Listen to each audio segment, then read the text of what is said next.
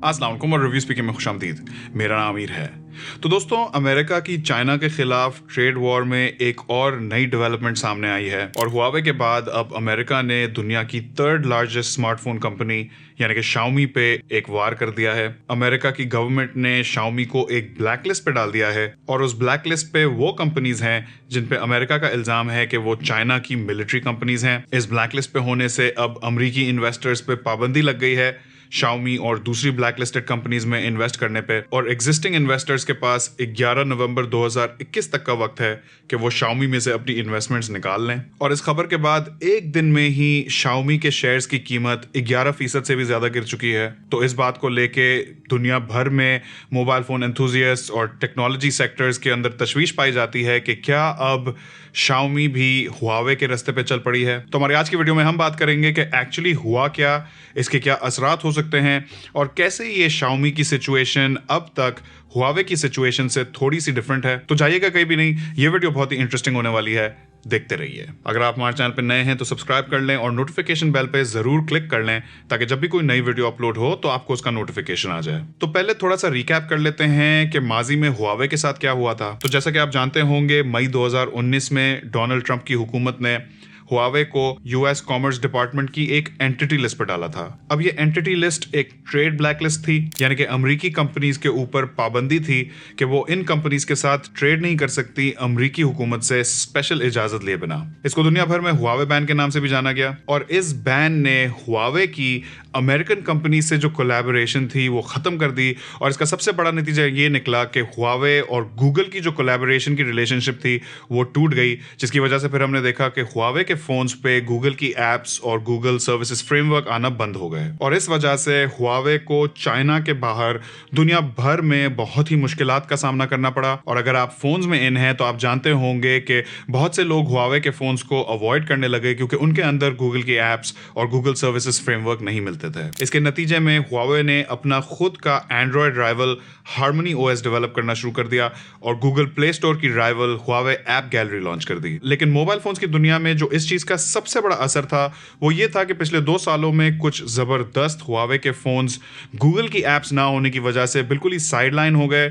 और ये चीज हम सब के लिए as tech enthusiast and as consumers एक बहुत ही बड़ा नुकसान था। तो अब आते हैं इस शाओमी वाली सिचुएशन पे। नवंबर 2020 में प्रेसिडेंट ट्रंप ने एक एग्जीक्यूटिव ऑर्डर साइन किया जिसमें यह कहा गया कि चाइना अमेरिका के कैपिटल और रिसोर्सेज को एक्सप्लॉइट कर रहा है अपनी मिलिट्री, इंटेलिजेंस और दूसरे अस्करी एपरेटस की मॉडर्नाइजेशन और डेवलपमेंट के लिए, जिससे पीआरसी यानी कि पीपल्स रिपब्लिक ऑफ चाइना अमरीकी होमलैंड और अमरीकी बैरून मुल्क फोर्सेस को थ्रेटन कर रही है। और इस ही एग्जीक्यूटिव ऑर्डर के तसलसल में कल यानी कि फ्राइडे 15 जनवरी को अमेरिकन गवर्नमेंट ने शाओमी समेत 8 चाइनीज कंपनीज पे इल्जाम लगाया कि वो चाइना की military civil fusion development strategy का हिस्सा हैं। यानी कि इन कंपनीज पे यूएस का इल्जाम है कि ये बज़ाहिर तो सिविलियन कंपनीज हैं लेकिन इनका चाइनीज मिलिट्री के साथ एक बहुत ही गहरा रिश्ता है और ये चाइनीज मिलिट्री को R&D, रिसर्च और इक्विपमेंट फराहम कर रहे हैं। ऑफ कोर्स शाओमी ने तो ये इल्जाम बिल्कुल ही रद्द कर दिया है क्योंकि शाओमी कहते हैं कि हम एक प्राइवेटली ओन्ड कंपनी है। लेकिन इन 8 कंपनीज को फिर भी उस ब्लैकलिस्ट में डाल दिया गया है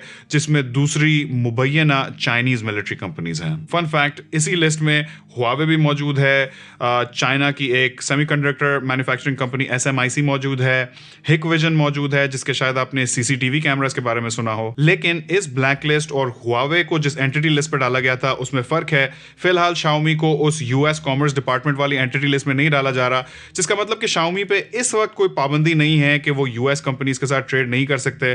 पाबंदी इस वक्त सिर्फ इन्वेस्टर्स पे है कि वो अपनी इन्वेस्टमेंट शाओमी में नहीं रख सकते या शाओमी में कोई पैसा नहीं इन्वेस्ट कर सकते। यानी कि फिलहाल शाओमी दूसरी अमेरिकन कंपनीज के साथ काम कर सकती है।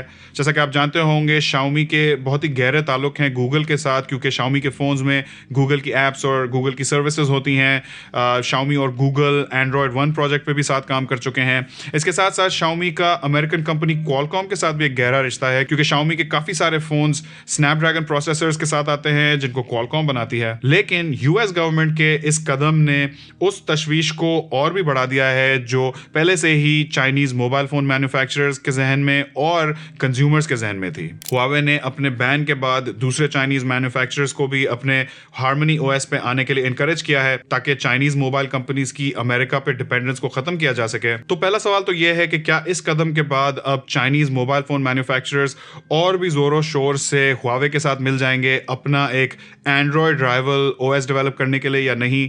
दूसरा बड़ा सवाल यह है कि क्या ये जो सारी स्ट्रैटेजी है ये ट्रंप स्पेसिफिक स्ट्रैटेजी है, यानी कि प्रेसिडेंट ट्रंप की जो एडमिनिस्ट्रेशन है उसकी अपनी स्ट्रैटेजी है? जैसा कि आप जानते होंगे आने वाले दिनों में ही प्रेसिडेंट बाइडेन की एक न्यू एडमिनिस्ट्रेशन आ रही है अमेरिकन गवर्नमेंट को संभालने के लिए, और ये भी हो सकता है कि वो इस पॉलिसी से नहीं अग्री करें और दूसरी पॉलिसी की तरफ चले जाएं। तो बड़ा सवाल यह है कि क्या प्रेसिडेंट बाइडेन की एडमिनिस्ट्रेशन भी ट्रंप की इस पॉलिसी को कंटिन्यू करेंगे या फिर कोई दूसरी पॉलिसी करेंगे?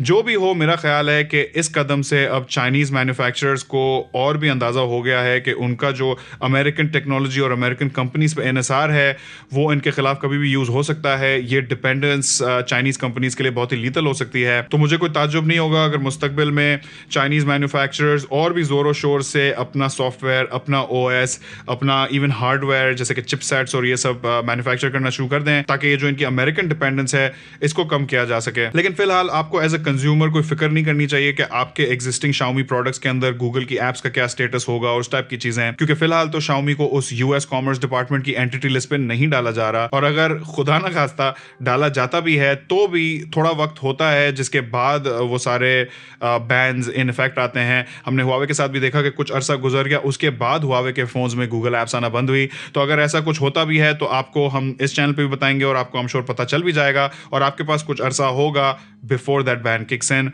तो आपको फिलहाल कोई फिक्र करने की जरूरत नहीं है फिलहाल, और मुझे उम्मीद है कि Xiaomi को भी इस एंटिटी लिस्ट पे नहीं डाला जाएगा, क्योंकि अगर उनको डाला गया तो at the end of the day नुकसान हमारा ही है एज कंज्यूमर्स।